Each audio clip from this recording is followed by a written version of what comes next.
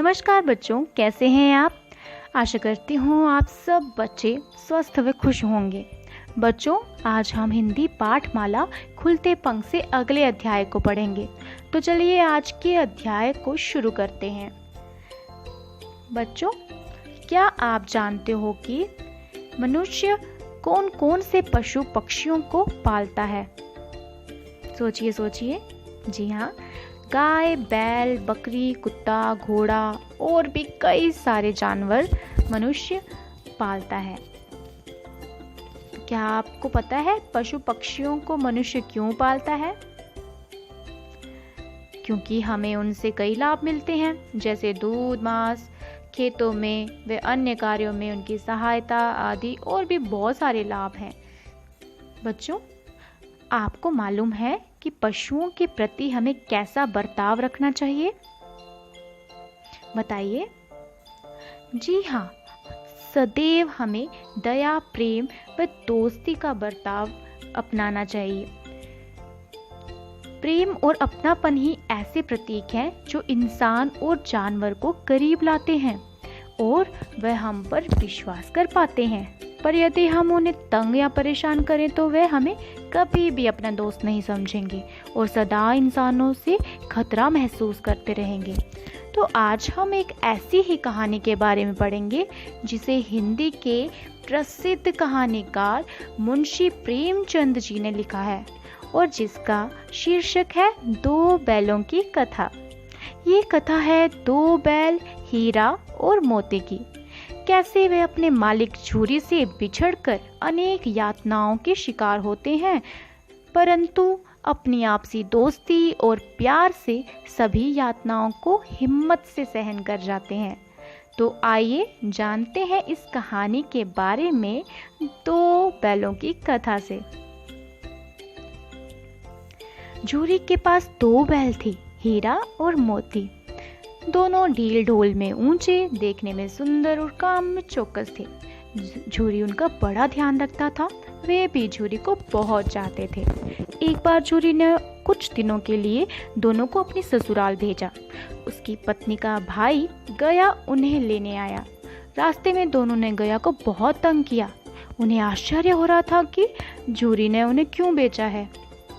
रात में दोनों ने ये योजना बनाई कि वे रस्सियां तोड़कर वहां से भाग जाएंगे और ऐसा ही किया। सुबह होने पर झूरी ने जब उन्हें थान पर खड़े देखा तो वे दौड़कर उन्हें गले लगा लेता है। लेकिन अगले दिन गया फिर उन्हें ले जाने आता है और इस बार वह उन्हें गाड़ी में जोतकर ले जाता है।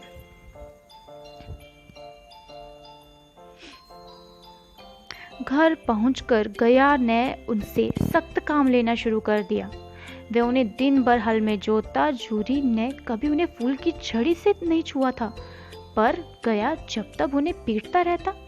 मोटे रस्से से बांधकर उनके सामने रूखा सूखा भूसा डाल देता। दोनों लाचार निगाहों से एक दूसरे को देखते रहते। गया के घर में एक छोटी सी लड़की रहती थी। उसकी सौतेली माँ उसे बहुत मारती पीटती थी। बैलों की दुर्दशा देखकर लड़की को उन पर दया आती थी। लड़की ने सुबह घर में सुना था कि आज हीरा मोती की नाक में नकेल डाली जाएगी।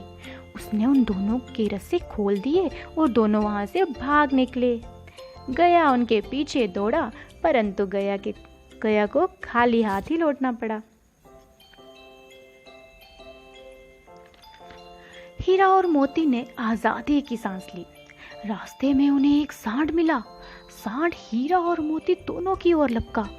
दोनों की होश उड़ गए। भागना बेकार था, इसलिए दोनों ने हिम्मत से काम लिया। दोनों ने मिलकर उसको जख्मी कर दिया। सांड भागा। हीरा मोती ने दूर तक उसका पीछा किया। सांड बेदम होकर गिर पड़ा। दोनों ने उसे छोड़ दिया। दोनों आगे चले तो रास्ते में एक मटर का खेत दिखाई दिया। भूखे तो थे ही, हरी भरी मटर देखकर उनकी भूख और बढ़ गई। वे खेत में घुस गए और लगे मटर खाने। तभी खेत के रखवालों ने उन्हें देख लिया और दोनों को पकड़कर काजी हाउस में बंद करवा दिया गया। हीरा मोती ने देखा कि काजी हाउस में तो बहुत से जानवर थे। भैंसे, घोड़ियां, घोड़े, गधे, सबके सब मरियल, कमजोर, दुबले पतले। सारा दिन हीरा मोती को खाने पीने को कुछ ना मिला। रात हुई। मोती ने हीरा से कहा कि दीवार तोड़कर बाहर निकल चलते हैं। उसने सींग से दीवार पर चोट मारनी शुरू की। 2-4 चोटों में ही दीवार टूट गई। उसका उत्साह बढ़ा तो उसने दीवार को और जोर से धक्का मारा और आधी दीवार गिर गई। दीवार गिरते ही घोड़े, घोड़ियां, भैंसें और बकरियां भाग गईं। मोती ने गधों को भी सींग हिला हिला कर भगा दिया, पर हीरा तो भाग चलने को तैयार ही न हुआ। उसने मोती से कहा कि वह भी भाग जाए, पर क्या मोती अपने मित्र को छोड़कर जा सकता था? वह भी हीरा के पास आकर लेट गया। सुबह होते ही कांजी हाउस में खलबली मच गई। हीरा मोती को मोटे मोटे रस्सों से बांध दिया गया और मरम्मत हुई सो अलग। 1 सप्ताह तक उन्हें तिनका तक भी खाने को ना दिया गया। बस दिन भर में 1 बार पानी जरूर देते थे। दोनों इतने कमजोर हो गए कि उनसे उठा तक न जाता था। उनकी हड्डियां निकल आई थी। एक दिन काजी हाउस वालों ने हीरा मोती को बेच दिया। लाल लाल आंखों वाले दड़ियल आदमी को देखते ही दोनों के दिल कांप उठे। वह आदमी उन्हें लेकर चल दिया। रास्ते में गाय बैलों को मजे से जुगाली करते देख उन्हें अपनी दशा पर रोना आ रहा था। तभी दोनों को लगा कि रास्ता तो जाना पहचाना है। वही खेत, वही बाग, वही गांव जिस रास्ते से गया उन्हें ले गया था। हमारा घर पास ही है। ऐसा सोचते ही दोनों की चाल तेज हो गई। सारी कमजोरी गायब हो गई। दोनों में न जाने कहां से दम आ गया और वे तेजी से भागे। दोनों भागकर सीधे अपने घर, अपने थान पर जा खड़े हुए। झूरी द्वार पर ही धूप खा रहा था। बैलों को देखा तो खुशी से दौड़ पड़ा और उनसे लिपट गया। तभी दाढ़ी वाला हांफता हांफता आ पहुंचा और बैलों की रस्सी पकड़कर बोला कि बैल मेरे हैं। मोती ने आप देखा ना था, झट से दड़ियल पर सींग चला दिया।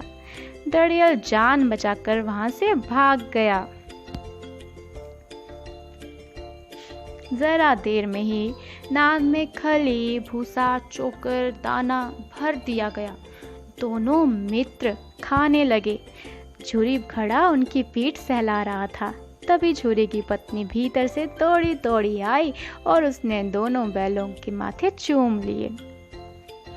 तो बच्चों, इस कहानी से आपने क्या सीखा कि जानवर भी बहुत समझदार होते हैं। वे भी लोगों के व्यवहार से आकर्षित होते हैं और हमें भी उनके प्रति वैसा ही व्यवहार करना चाहिए जैसा वो हमसे अपेक्षा करते हैं। तो बच्चों, कैसी लगी आपको ये कहानी? आशा करती हूँ आपको ये कहानी समझ आ चुकी होगी। इसके साथ ही हमारा ये पाठ भी समाप्त होता है। धन्यवाद। आपका दिन शुभ हो।